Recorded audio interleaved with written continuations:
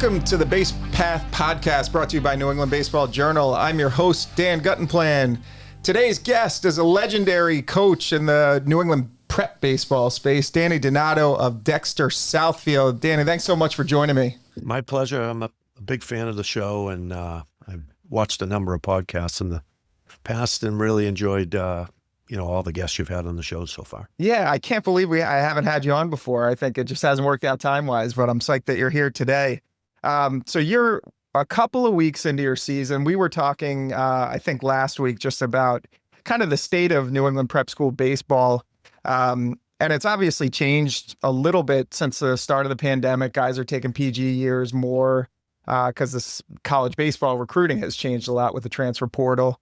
How would you assess the prep school baseball scene in New England right now? I would say I'm amazed at the arms that we see on a regular basis in the private school league. We play in a primarily postgraduate league. We're the only non-postgraduate school. So you're seeing 88 to 91 most days. So there's no rest for the weary. We're currently starting 4 freshmen. And so I would say overall, it's buckle up every game. It's really good baseball, and there are a number of good teams already that I've seen this year in our league and the ISL. We've played a couple really good ISL schools this year as well that are going to be fighting for a championship in that league as well. And do you feel like these guys, that maybe would have had opportunities to play college baseball in the past, are they going to get those opportunities now with the way the transfer portal is in college baseball, or are you finding it difficult to find spots for those guys? It's definitely getting a little harder.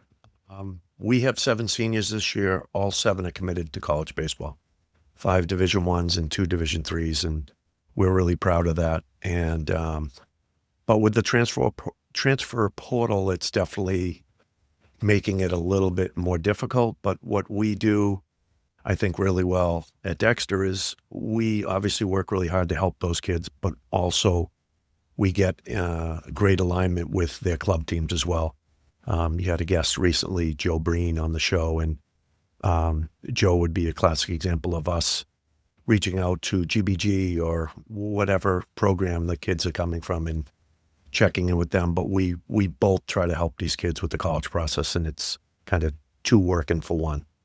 And is that how you find guys to recruit at Dexter? Are you working a lot with the travel ball coaches, or how do you end up getting these athletes who end up being D1, prospects, or those freshmen that are starting for you right away? Yeah, it's definitely, I've been coaching now for 28 years. So I've you build those connections and trust with those people that do it. It's a sales job in the sense where you really have to stay in touch with all of those people, and I do, and going out and seeing kids and reaching out to families. And I have found if you do well by the kids that you coach, those kids and those families are your best recruiters.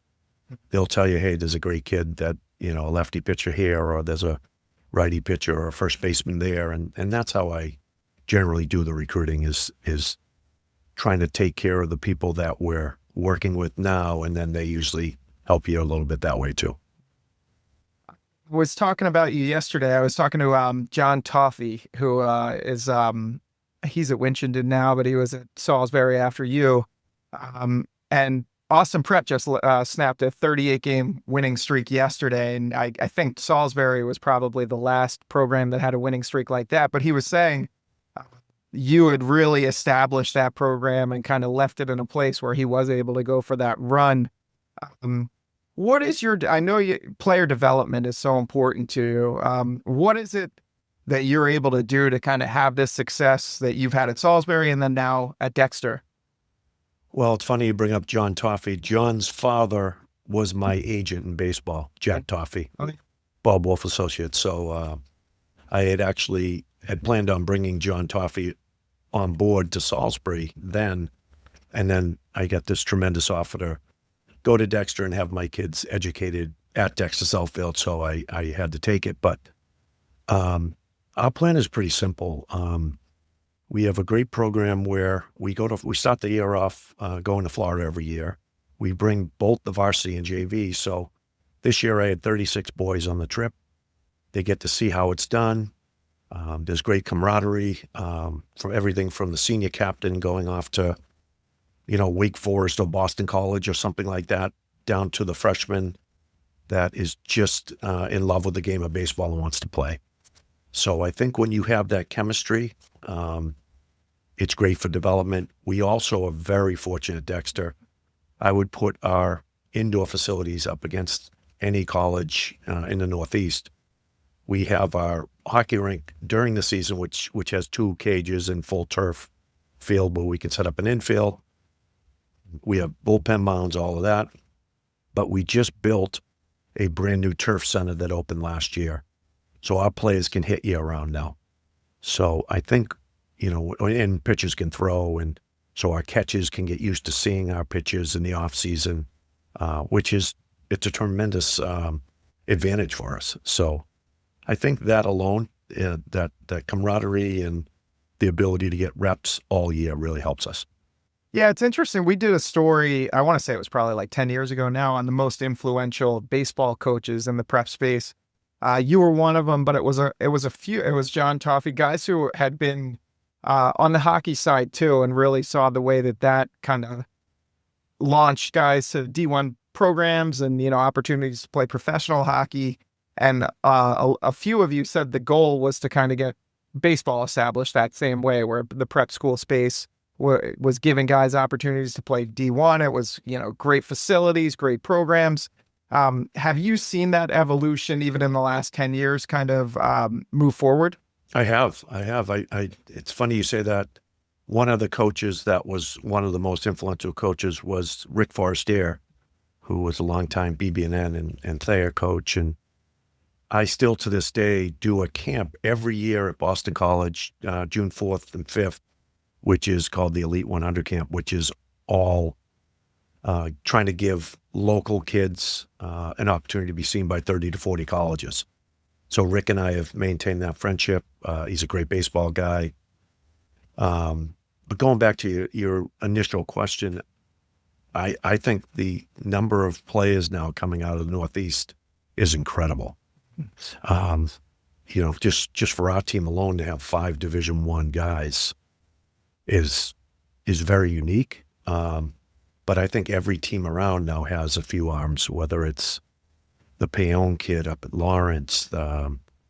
You look at even a kid like Tommy Penders, the third baseman over at Roxbury Latin, who I think is one of the best hitters in the area.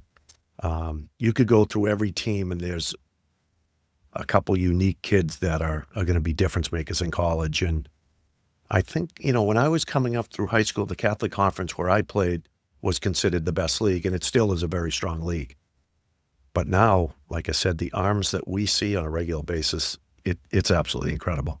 So I was talking to the Roxbury Latin coach the other day, and he's a hockey guy too, I think. And he was saying the hockey's, he's like, baseball seems so rushed, to kind of finish the season by Memorial Day and to get the tournaments in and all that. And he's like, hockey just never ends. Do you have the same sense that, like, hey, baseball, we're trying to cram in games, we're trying to hit this deadline, whereas hockey kind of goes on forever? Well, we've been very lucky in hockey to make the playoffs every year. Right. We got to the finals this year against the great Cushing team, and I'm so used to it, and it's just part of my DNA. So I love it. And for me, we finish the season. We usually have a week in between. We're on the turf at Dexter, and we're working on all our plays and bunt defenses and first and thirds and all those things and mound drills. And then we go to Florida and we do the reps on the field. But once I transition into baseball, I quickly forget about hockey. Yeah. I really do. It's just part of who I am. I mean, it's funny. Yesterday morning, I got a great text from a former hockey player that I coached, John Farinacci, played for me, and then went to Harvard and was a captain at Harvard. And he's with the Providence Bruins. And he said, "Coach, I'd really like you to be there tomorrow night. I got called up to the NHL. So tonight I'm going to go in with the family and watch his NHL debut. So it's really fulfilling for me to see kids like that make it to that next level. It just, all the work they put in finally pays off. So Yeah, that's a great story.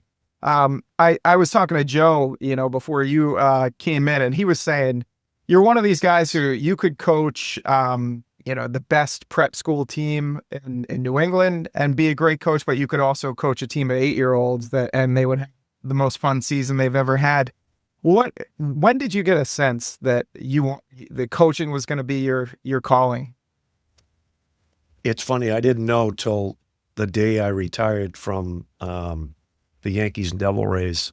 I went into teaching. I was teaching history and coaching at Catholic Memorial. Mm-hmm. And then I got this opportunity to go back to Loomis Chaffee, where I did a postgraduate year, and then had the opportunity to go to Salisbury.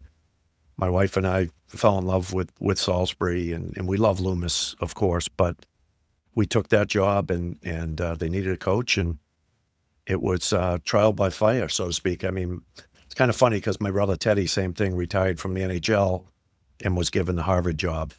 And there aren't a lot of coaches that get a college level job without experience. So, there's nothing better than working with kids. There's nothing better than trying to be positive and influence kids. I think I'm firm as a coach, tough sometimes, but I also love those kids and want them to have a great time doing it. And, I did coach in GBG with Joe and Paul Rapoli, who's a good friend of mine as well. And we had those kids at a young age, and we had a blast. I mean, it should be fun.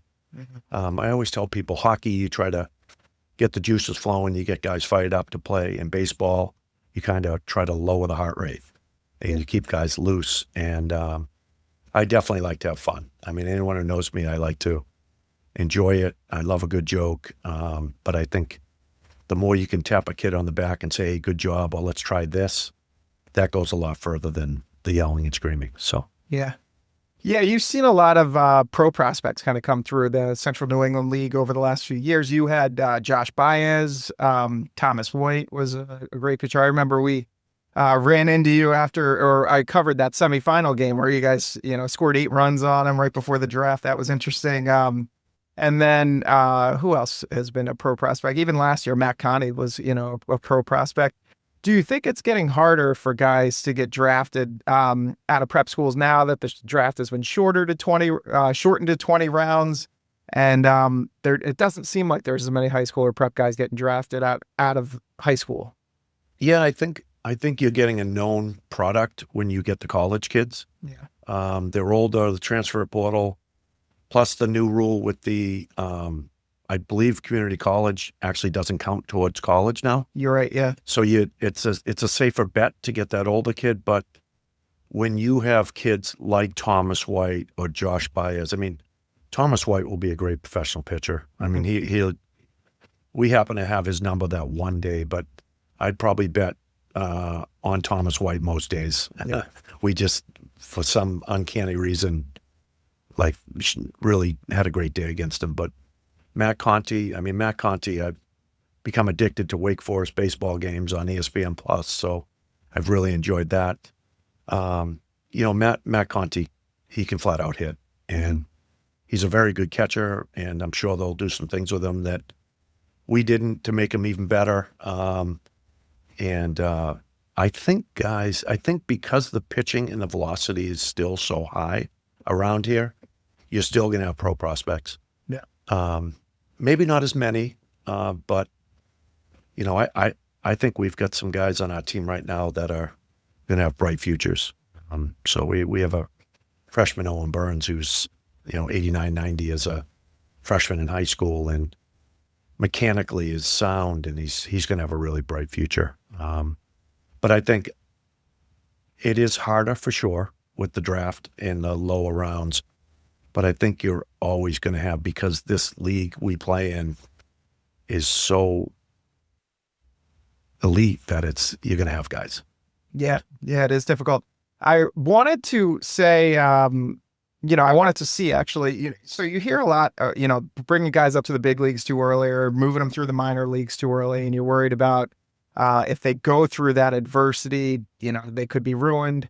And I was kind of thinking about that with your freshmen that are playing now. Like, how do you balance, hey, these kids can handle it. They're going to be okay, working through some rough patches. Because when we spoke a week ago, you said, I have some freshmen who are going to go through some adversity. And, that's just the way it is in this league with PGs all over the place.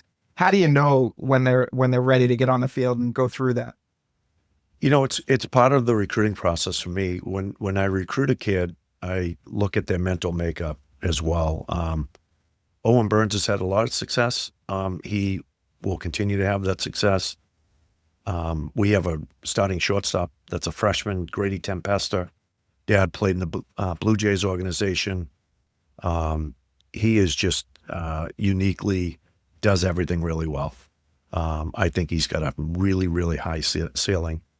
But I look for their work ethic too. I ask the coaches and the club coaches, how hard do they work and things like that. We started 2 freshmen last year in our infield, and I think the future is really bright at Dexter. We're going to have, a bunch of sophomores and juniors next year. So the next 2 years, I think it's going to be a lot of fun for us too. So I just think you just look for their work ethic because they are going to have struggles.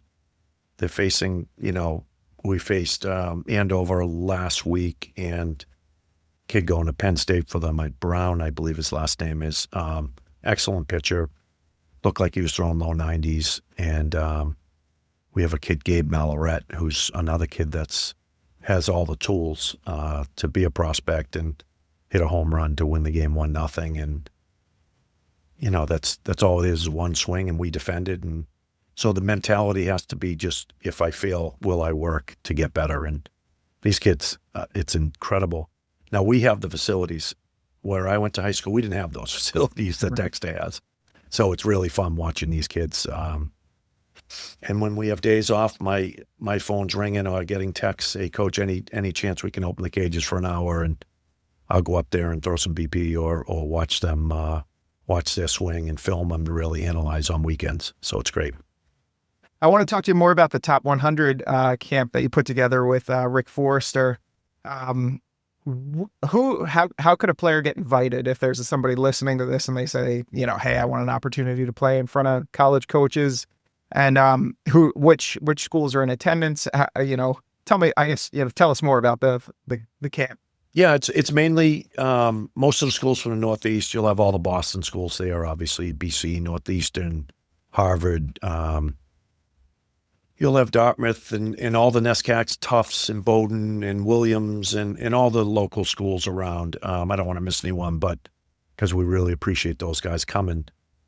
But it's a great camp, and what we've done is June 4th and 5th is between the end of their prep school season, or some of them high school seasons, and then before their club starts.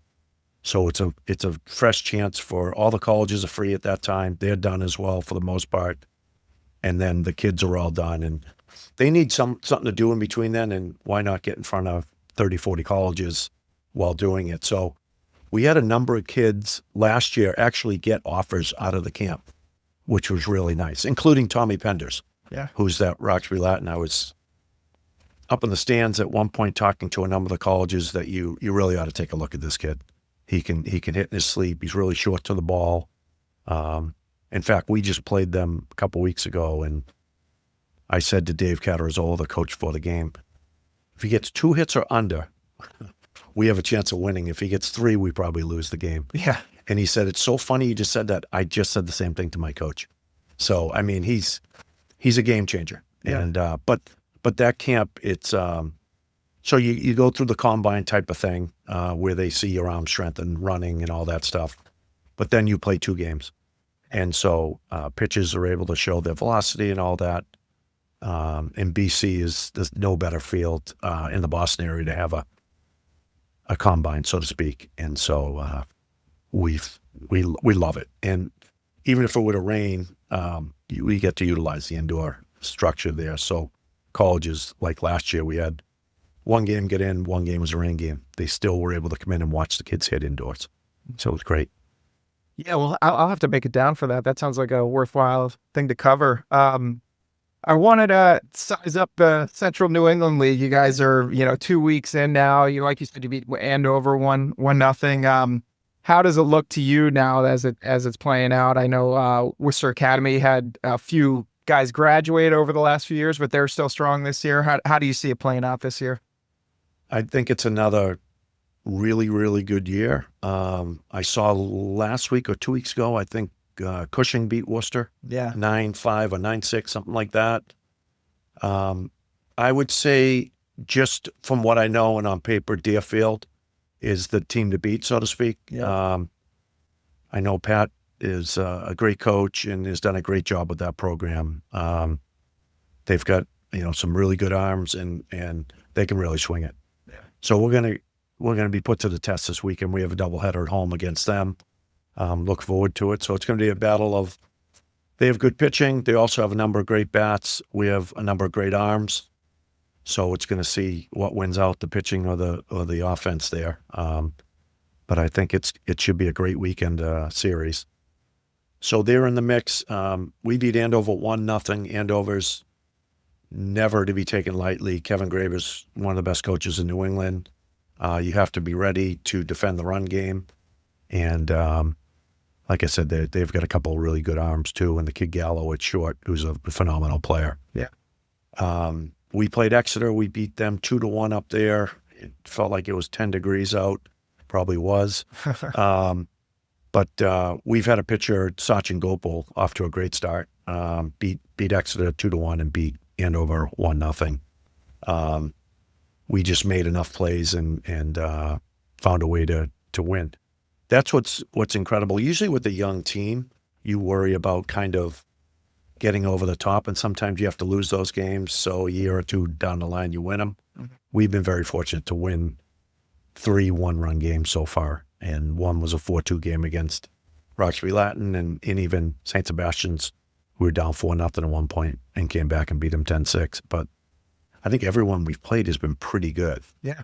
But overall, the league, Cushing has a couple good arms this year. And in the cold weather, a good arm can beat offense because it's hard to get the hits. Yeah. So everyone is good. Worcester, we played Worcester in Florida. We saw their 3 best arms. They're really good again too. So people thought I was crazy going into this league without postgraduates, but I just think we have such a great baseball market around Boston, and there's so many club teams that we could still be competitive, and we have. We've been in the mix, and we're 2-0, so we're somewhere at the top of the league or right around it. But like I said, anyone can beat anyone in our league, and that's what makes it special. Yeah. And with 4 freshmen, you would think you'll be right there for a few more years anyway. Netting Professionals is proud to be the official netting partner of the Cape Cod League and the New England Collegiate Baseball League. Netting Professionals is in the sports business of improving athletic programs one facility at a time. Netting Professionals designs, fabricates, and installs custom netting, wall padding, windscreen, batting practice equipment, and much more for high schools, colleges, commercial facilities, and stadiums throughout the United States, while providing high-quality products and great service to numerous baseball programs throughout the New England area. To learn more and to speak to a Netting Professionals representative today, visit them at nettingpros.com. Remember, when it comes to netting, it's Netting Professionals.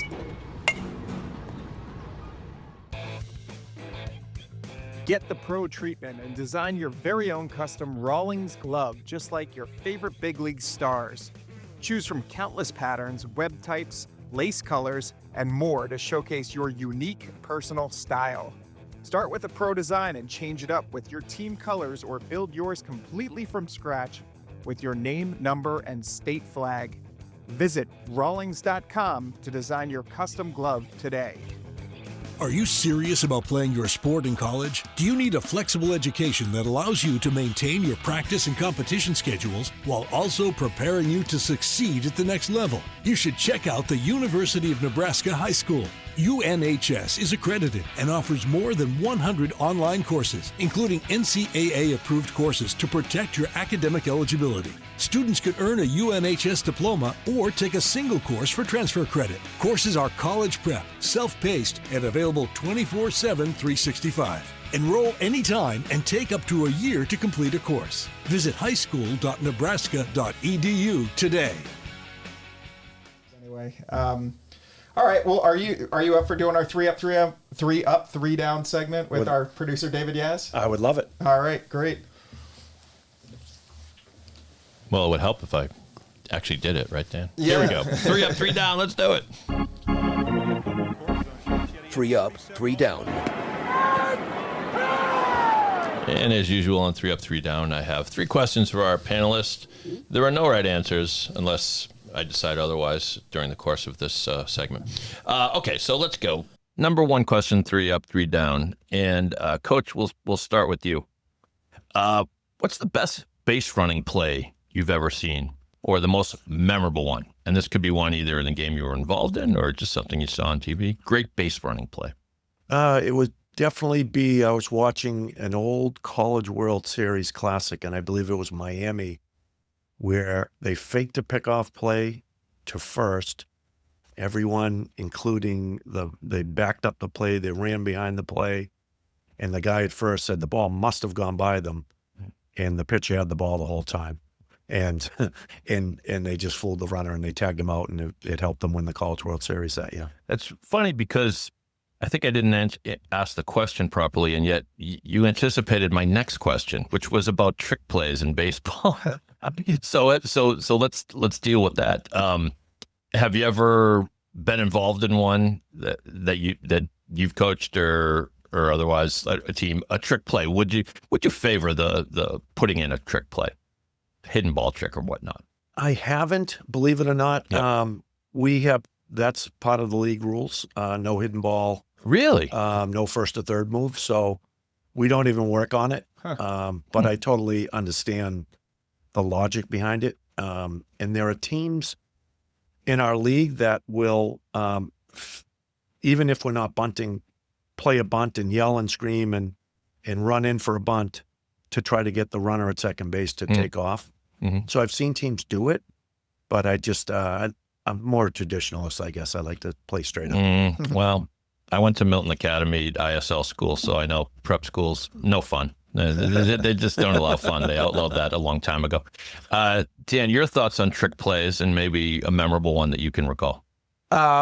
So the best base runner that I ever saw. That No, wait. To your first question. We're going to come back to that. Okay, I'm all gonna right. come back to Trick that. plays. Right. Yeah, I mean, I've seen a lot of hidden ball tricks. Even at the big league level, like I've watched some videos of that just because I get a kick out of them. Like when you actually tag the guy and he's like, man. Yeah, I'm trying to think trick plays in baseball. Yeah, the hidden ball trick's probably the most common one that I can remember. But is it quote unquote fair? Do you enjoy it when you see it, or is it bush league?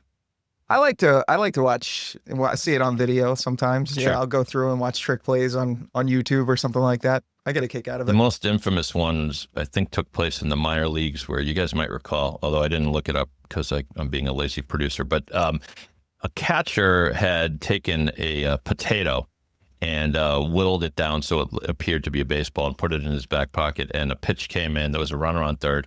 He took the potato out and threw it over the third baseman's head. The runner, of course, comes home, gets tagged out by the catcher. It was not looked upon favorably by the umpires or the league. I think he was kicked off the team, as a matter of fact. So don't do the potato play. Yeah. All right. So now question number 2, and we'll start with you on this one, Dan. What's the best shrewd base running you can recall, whether a specific or someone you enjoyed watching run the bases? So the Phillies, when I was growing up, used to have a second baseman. Here we go with the Phillies. They used to have a guy named Juan Samuel who was a second Sure. baseman, and he would have at least like 10 triples every year. Some years he'd be up closer to 20. But I was at a game one time where he scored from second base on an infield ground out. It was like a hard hit ball to shortstop. And it was, so much excitement in the stadium once he rounded third base and you were like, he's going for it.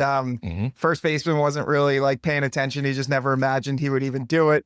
slides into home plate, and he's safe, and everybody went nuts. That was exciting. But yeah, Juan Samuel was my favorite. That's the Willie Mays Hayes play from the movie Major League. Yes, scored from second on a bunt. Yeah. But yeah, I didn't realize until I got to high school and got coached up a little bit that's very possible. You don't even have to be that if you're running on the pitch. Yeah. You've got momentum and you can score on something in the infield. It helps if there's a close play at first too, and the first baseman's like arguing a little bit with the umpire, and next thing you know, the guy sliding into home plate. Yeah. Or David Cohn is dropping the ball while he argues with the umpire and letting 2 runs score. I enjoyed that. Coach, your thoughts on great base runners, great base running maneuvers? Oh, it's easy. Just watching Ricky Henderson back with the A's. There's been a few athletes in my life that when Boston teams played them, one was Julius Erving, the Sixers. Sure. That was a fun Sunday listening to Dick Stockton and on CBS. And then Dan Marino throwing the ball as a quarterback for the Dolphins. But Ricky Henderson changed the sport. You're talking about opponents that you actually watched and you wish they were maybe on our team. Yeah. I wish them to the next game for sure. But I those guys, Ricky Henderson's entertainment, never mind hitting 81 leadoff home runs. There was a funny trivia question the other night I saw. We just talked about it on the last episode. It's amazing. Yeah. I mean, that was an amazing stat. Yeah. Well, it's we posed it as a riddle, which was what it took me a minute to get it. And the question is, right, what player broke up 81 no-hitters with a home run each time? Yeah. Amazing. He was absolutely a game changer, and we only got him for one season in Boston. He was useful though. He only hit 240, but he got on base a ton, as he always did. And of course, he introduced us all to Ricky speak, where you talk in the third person. And, when you sing Take Me Out to the Ball Game, Ricky says, take Ricky out to the ball game. Take Ricky out to Okay. Final question for 3 up, 3 down. Recall your favorite season of either following a team or if you were involved in a team. So, a lot of people around here would say 2004 Red Sox, but, maybe it was a high school team, maybe it was a little league team. Your favorite season, your favorite team. Dan, why don't you take that one first? 1993 Phillies. You're both Dan, by the way, but you go ahead, Dan. Oh, yeah. Dan, it was like Lenny Dykstra, Pete Incaviglia, Dave Hollins. That it was a Phillies. They actually they lost to the Blue Jays in the World Series. That Joe Carter home run. Sure. In Game 6, but that team I loved. It was a bunch of like kind of bad boys. Darren Dalton. It was just a bunch of guys that were having a good time on the field and off the field. Yes, Harry Kalas would say, this ragtag band of misfits is going to the World Series. I went to school in Philly. Of course, I graduated in 90, but what season did you say? 93? 93, yeah. Yeah, well, I think I was in Philly the night where Lenny Dykstra crashed his car with Darren Dalton riding shotgun after being at a bachelor party. What are the odds of that happening? My God. That was an entertaining team. And, Kruk was on that team too, I think, right? Kruk was, yeah. He's now an analyst for the Phillies, and he's hilarious to listen to. But there was also another car crash in Philly sports right around that time. Jerome Brown, he was at University of Miami, and then he was had a couple good years with the Eagles and ended up dying in a car crash right when they had like Reggie White and all those great defensive linemen. So that was a hard one. Yeah, I did follow that. Defense also featured Andre Dirty Waters, who had an appropriate nickname. Yeah. Coach, to you, favorite team? That's easy. Not to be boring, but definitely the Red Sox first win. I was a teammate of Jason Varitek's in the Cape League, so followed him quite a bit. Just legendary, great guy, hard worker. But just how they won, the bunch of idiots, the whole thing is, and now that you know the backstories to what those guys did before games, it's not to be on air, but it's just kind of we can mention the Jack Daniels shots, I guess. Yeah, it's just amazing. But coming back from 3-0 is just insane. I mean, it's just almost impossible to do. Not sure it will ever be done again. It could be, but not It's been done in other sports, but not in baseball. Yeah, it's just it's so hard to do. And I was in San Francisco on a business trip when I believe they lost 19-8 the game before. Absolutely right. And Bronson Arroyo. yeah, and saying, oh boy, that's too bad. But man, it was must see TV, and I can still see Johnny Damon hitting the grand slam in Game 7, as well as who was the second baseman came over from the Cubs. Bill Miller or no? No. Bellhorn? Bellhorn. Yeah. Bellhorn hit the ball off the pole, I believe. Yeah. So that I know it's a boring answer, but it's really true. And I think of all the generations of Donatos in the past that didn't get that for 86 years. Well, some of them were in Italy, so they didn't care. But but after that, certainly it was a great feat, and certainly as equally devastating and memorable for me was 1986. I still remember sitting there when the Red Sox lost that, and I had a great moment. I was in spring training with the Yankees, and the starters played the first 7 innings. So I played the 7 innings, and then I had a chance to sit behind home plate with Bill Buckner and Hoyt Wilhelm, who was a knuckleball. Wow, of course, yeah. And I just talked to them, and Hoyt was awesome to talk to. And Bill Buckner, I just said to him, hey, listen, for whatever it's worth, I'm from Boston, and I don't blame you, and a lot of good baseball people don't blame me for that era. In fact, I thought you were a warrior, one of the better hitters. Really enjoyed you. I know you wanted to be in there, but if I was managing, you probably would have had Stapleton back in the game, which you should have.